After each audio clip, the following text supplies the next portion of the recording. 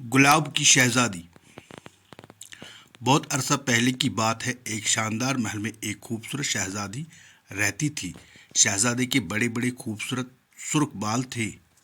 وہ گلاب کے پھولوں کو بہت پسند کرتی تھی، لہذا ہر کوئی اسے گلاب کی شہزادی کہتا تھا۔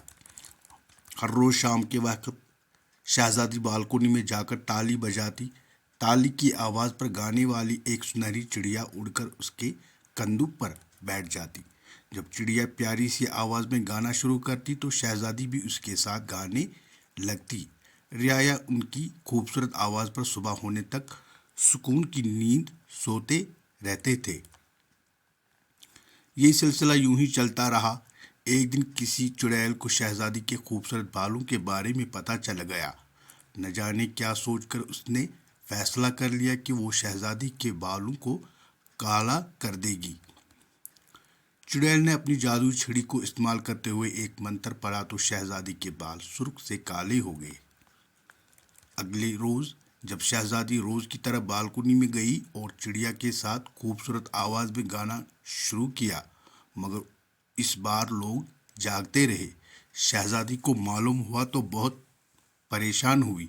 اس نے چڑیا سے پوچھا کہ اسے کیا کرنا چاہیے۔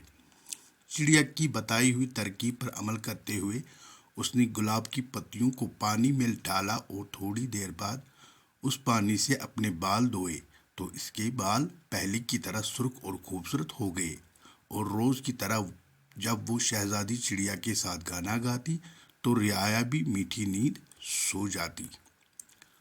چڑیل کو اس بات کی خبر ہوئی تو اسے بہت غصہ آیا اور اس نے پھر وہی منتر پڑھا، لیکن اس بار چڑیل نے ہر طرف سے گلاب کے پھول توڑ لیے تھے تاکہ شہزادی اپنے بال پہلے جیسے سرخ نہ کر سکے۔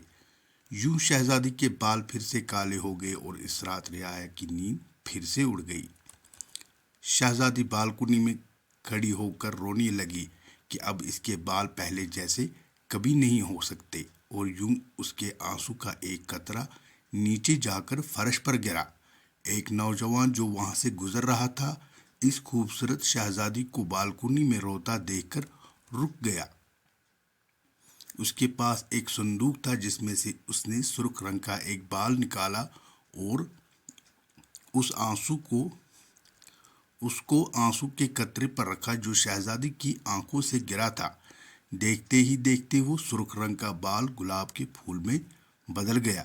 شہزادی یہ دیکھ کر بہت حیران ہوئی اور اس نے جلدی سے اس گلاب کے پھول کو پانی میں ڈال کر اس سے اپنے بال دھوئے، اور یوں اس چڑیل کا جادوئی اثر ختم ہو گیا۔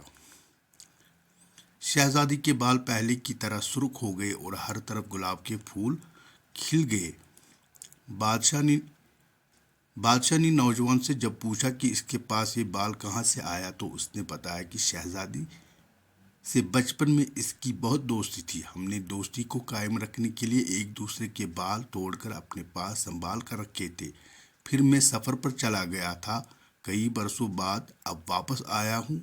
یہ سن کر بادشاہ خوش ہوا اور دونوں کی شادی کر دی۔